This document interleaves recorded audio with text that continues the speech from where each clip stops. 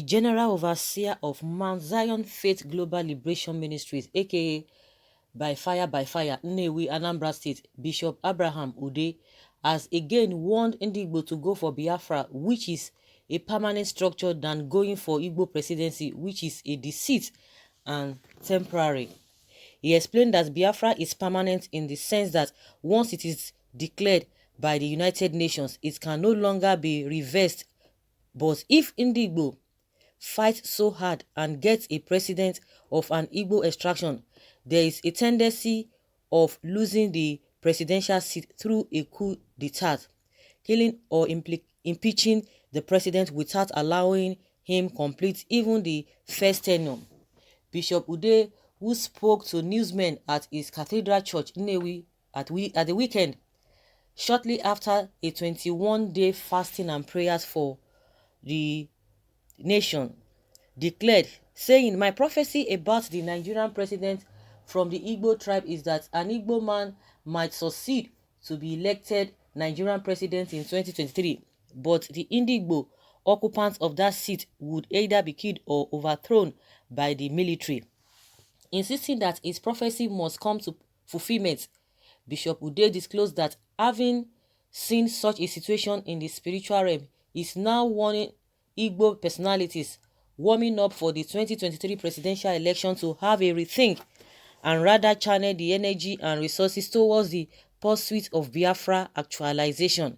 He insisted that only Biafra independence or restructuring Nigeria into self-governing 6 geopolitical zones would favor the Igbo and not Igbo presidency, adding that the only solution is to divide Nigeria into 3 or each of the existing 6 geopolitical zones to be independent of the center. It is a sealed deal by the Fulani that an Igbo man will never be allowed to rule Nigeria. Do you know what will happen? According to the way it is revealed to me, an Igbo man, after much pressure to rule, may be allowed to become president. But shortly after that, the issue of insecurity, including Boko insurgency and banditry, will be intensified by those behind those criminalities in order to discredit the president of Igbo extraction. The military, by that reason, will strike. I don't see the Igbo man president surviving that military action, he stated. He said that the Fulani had already set agenda to be in control forever and described the Nigeria president of Igbo extraction as a deceit and scam. On the recent media reports that the indigenous people of Biafra, IPOB, was quoted as supporting Igbo presidency, he said that if the IPOB had succumbed to Igbo presidency politics, the group was on its own and not representing the opinion of all its supporters. The bishop warned the National Assembly members to rise up to their duties and stop pretending not to know that Nigerian masses were suffering. He said it was painful to observe that lawmakers were only after their personal aggrandizement, while the people were left to suffer in abject poverty.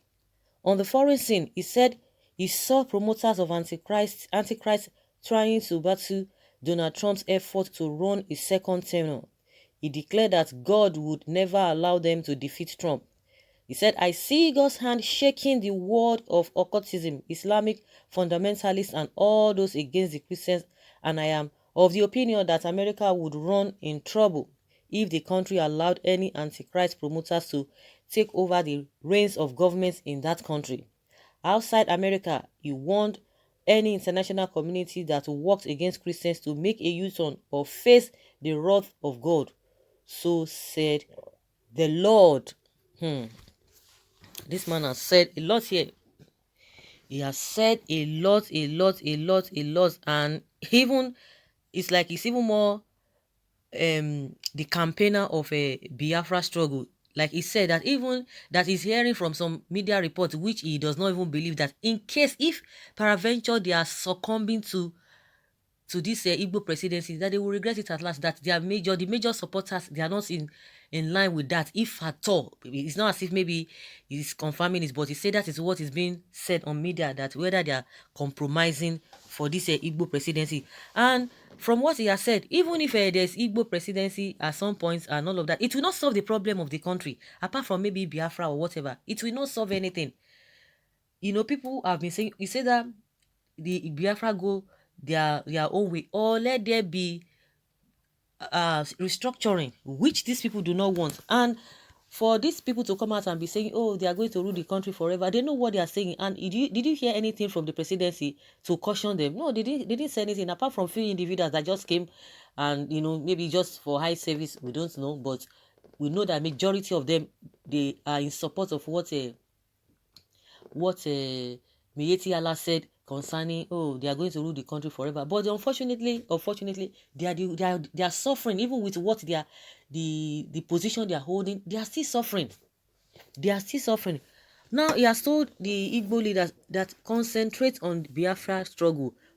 Alternatively, you can go for restructuring, but the main thing, instead of wasting your energy, because it will still come back to square one. And apart from that, whether Igbo presidency, whether Yoruba presidency, whether South, whether the Northern presidency, it's not doing anybody any good. It's just those who are that level, the Igbos, the politicians there, the Yorubas, the politicians there, all across board, they are the ones this Nigeria is meant for, not the masses. If we are talking about the masses, forget it.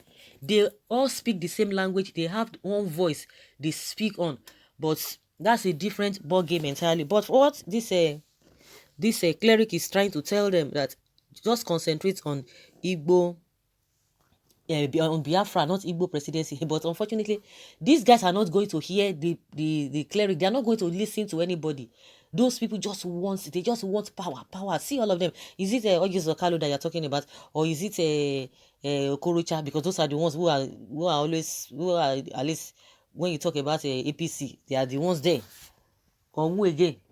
All of them, they are not even interested in all this Nigeria or whatever. What they are interested in is their own power, their ego, and their children, and as many that are just close to them, and very, very close. We are not talking of extended relationship with them, or anybody who is going to champion their own cause. Those are the people they are interested in. They are not interested in the welfare of the people, because if really are interested in the welfare of the people, even with what they are even getting as a state in those zones across board, not only Southeast again, they would have been attending to their people.